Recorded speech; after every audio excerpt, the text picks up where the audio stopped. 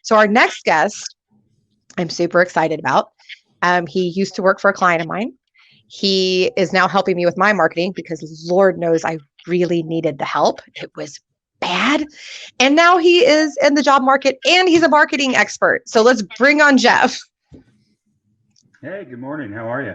I'm good. How are you? Doing great, thanks. Hi, Susan. Hi, how you doing? Doing great, thank you.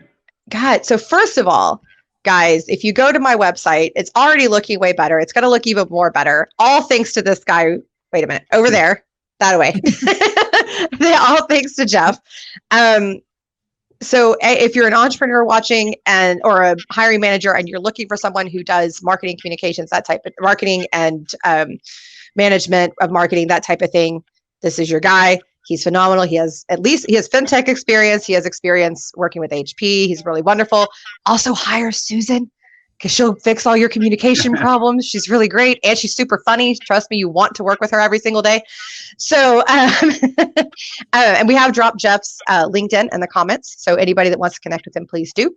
So Geoff, I want to follow up with you. I'm sure you heard some of the things we were just talking about and the weird ways that people start communication. What are some of the weird things you've seen in terms of communication while you've been going through your job hunt? What weird things have you seen from recruiters?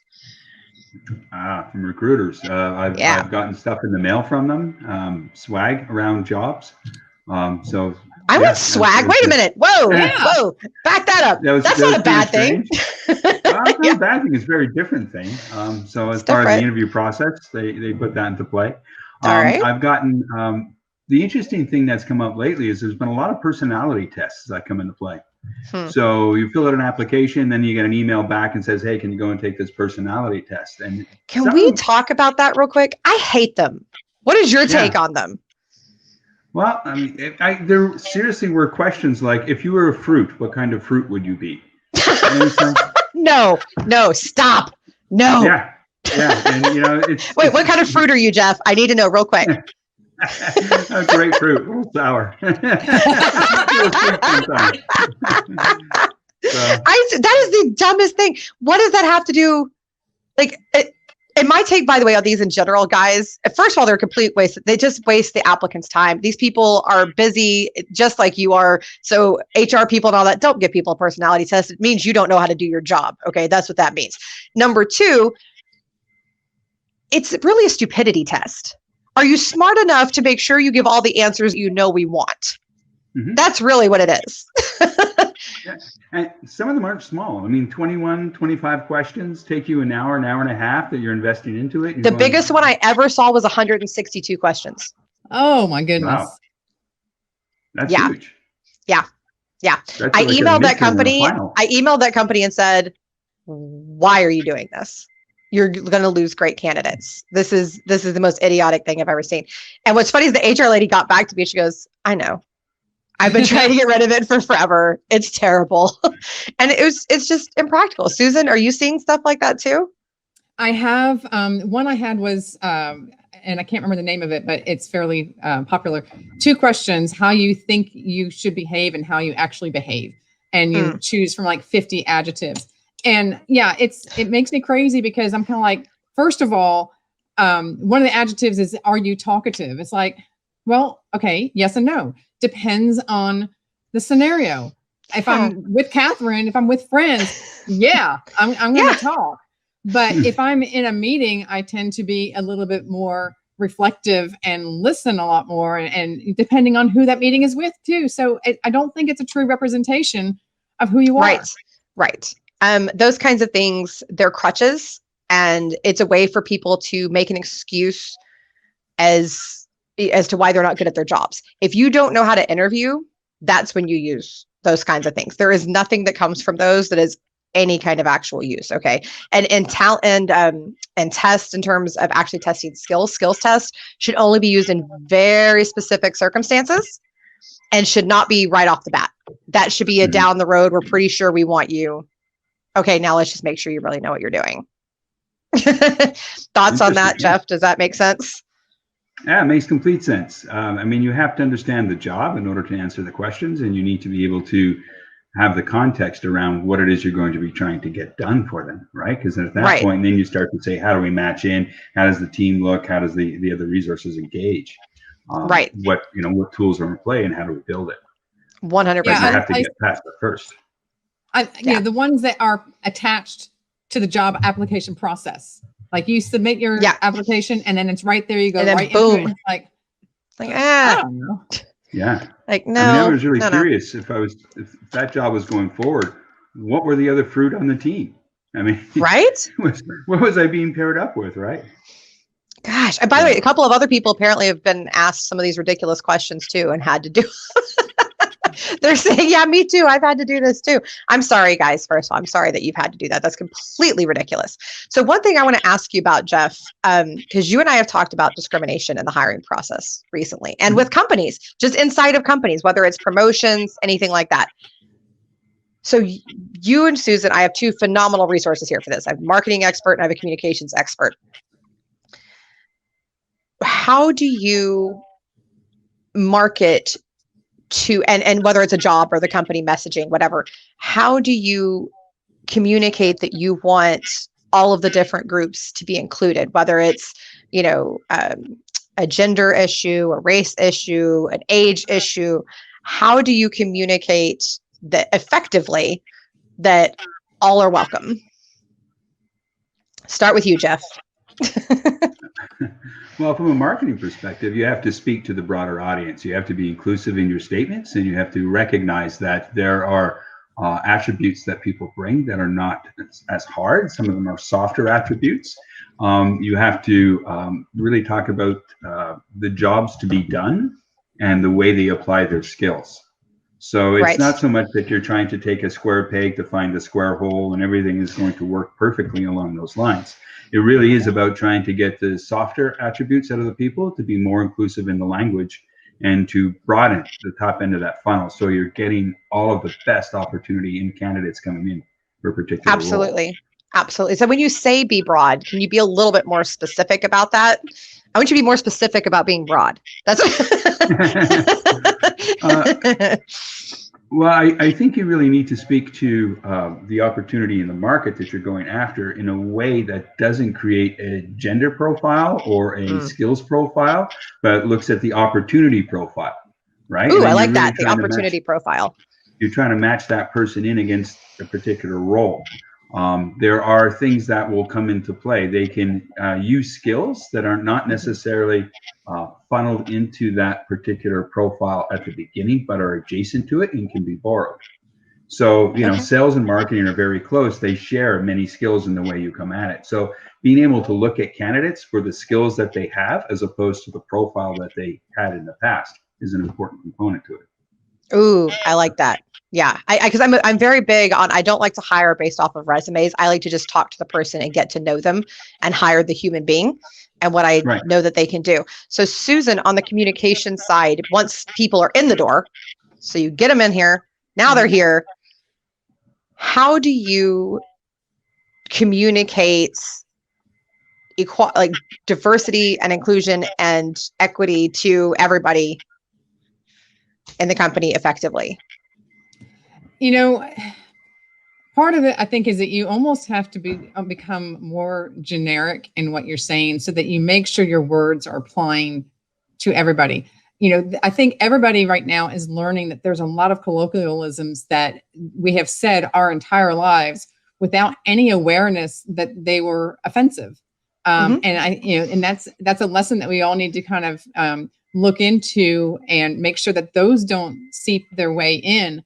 But a lot of it is, ask other people who are diverse from you and in thought and experience, and make sure that what you're putting out there resonates with them as well. Get some feedback so that you can make sure your messages are on point and will be accepted the way that they want, and make everyone feel like, yeah, they're talking to me.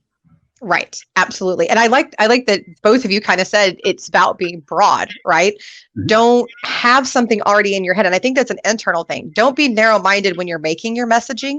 And even if it's not about race, gender, whatever else, age, even if it's just, I've decided this is exactly what I want to hire. I've decided this is exactly the customer I want to target, and that's all I'm going to do. Be more broad than that. Just think, what is the ultimate outcome that I want? What is the ultimate result that I want? And just do it that way. Just be very broad and very open, because you never know. I have gone into hiring for my own team and thought I knew what I wanted in my head, but I like to just, somebody comes at me, I'll give them a chance. And I ended up hiring something completely different. 100%. In fact, I did a hiring event one time, and we were hiring almost 300 people in 3 days. Ooh. Exhausting process, by the way. Yeah. Did it, by the way. And this young lady comes in. So I'm in, and it was security guards. Okay. So I'm in the mindset of security guards. That's all I'm thinking about right now. And in walks this young lady, head held high, beautifully dressed, by the way, way better than anybody else that was there that day. And sits down, is articulate, has a lot to say, has some ideas, is very funny, very insightful. She had noticed some interesting things kind of around her. And by the way, I wasn't asking a whole lot of questions because this job was not that complicated. It was just, can you pass the background check and a few other basic things.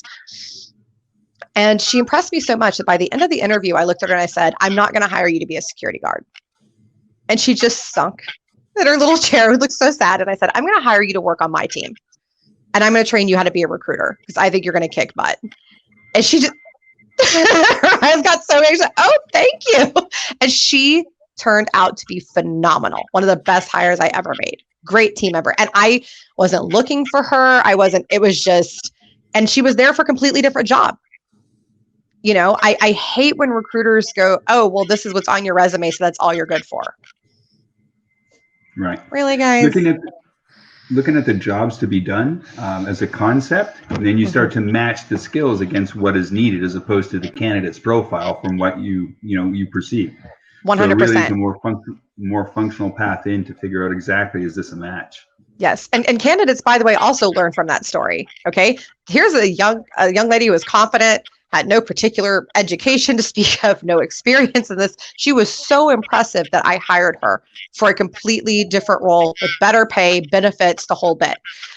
Nice. It's if you portray yourself and your value and you show confidence and you show potential, it is amazing what can happen for you. It is absolutely amazing. So make sure that you're doing that. And if you're running a company, take a lesson from that too. Don't close off to a certain group just because you have something in your head. And don't label somebody based off of their resume, based off of their appearance. Don't do that. Just listen to them and get to know them and really have a conversation with these people. That's what I think anyway. Catherine, that reminds me of it's the way that woman presented herself and how she came across let you see that she was really good for another role because she was someone who could learn. You have to, in the recruiting market, in the job market, you need to show that hunger. So I remember when I was very, very young, I was told years later by my boss that I stole the job from somebody else because he was more qualified than me, but I wanted it more. And I demonstrated that want in the hiring process. Good for you. Good for you. I like that. Tenacity. We're always talking about that. It's my favorite word. Tenacity. Have it. Use it. From a marketing standpoint, when you're bringing in products and services and you're trying to move a sale forward, often it would take 10, 12 or more interactions with a customer in order to start to move towards a sales motion. Right. With candidates, it's often the same thing. You've got to move through a series of discussions in order to get to the point where you're really starting to get traction and you're really starting to see the match and the opportunity. Right. And that works on both sides. So candidates, if you're going for a job and you're doing what Susan's doing and what Geoff is doing, and you're reaching out to the people and trying to communicate with them on LinkedIn or via email, what have you, same thing. Expect to have a conversation. Expect to have a get to know you period. Okay. And Geoff, I want to get your take on this too. So you might have heard us talking about Susan's really awesome approach to her email to recruiters and hiring managers, where she goes, I have the perfect candidate for this role and it's me. Which I just love that approach. It's so great. What, from a marketing standpoint, how does that help market you to potential employers? And then for employers, what should they be doing that's similar for the job seeker? For the employees, people who are on the job hunt, it's exactly the right way to go. If you're given an opportunity, an open door to communicate and to get in and express yourself, absolutely do that. When you're applying for a job and they surface the recruiters in mail, absolutely take an opportunity to communicate again. As I said, it takes multiple touch points, multiple engagements with that recruiter to really understand who you are as a person and who you are as that broader person with that skill set. Each of the interactions is going to expose a different element of your skill set or a different profile of your personality. All 100%. Of these things you start to go from a single bloom to a bouquet of flowers, right? And so it's a very elegant kind of motion. It gives a person a lot more reason to like you and consider you as they get to know you. 100%. So from an employee standpoint, it's critical. From an employer standpoint, you have to know who you're attracting and you have to know who you're getting as a candidate, right? So if you're putting out a particular profile, one of the things I've seen with a lot of job profiles is they start to get generic.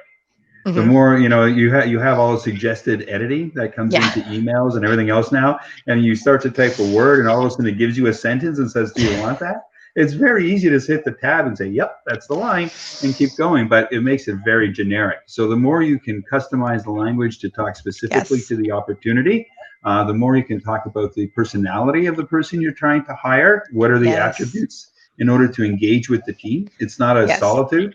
A lot of the job descriptions are, you're going to do this, this, this, this, and this, but they don't talk about the environment. Who are you going to relate to? What are the softer objectives that need to come into play? So 100%. It's really important. And don't say, and by the way, people who are creating job descriptions, don't say idiotic things like, we want someone who's driven. We want someone who's good at communications. Duh. Right. Be a little bit more specific than that. Thank you. And guys, when you're job seekers, same thing for you on your resume. This is my pet peeve. When I get to a skill section and there is something idiotic, like reliable. First of all, it's not a skill, okay? and what you should be doing is showing that, okay?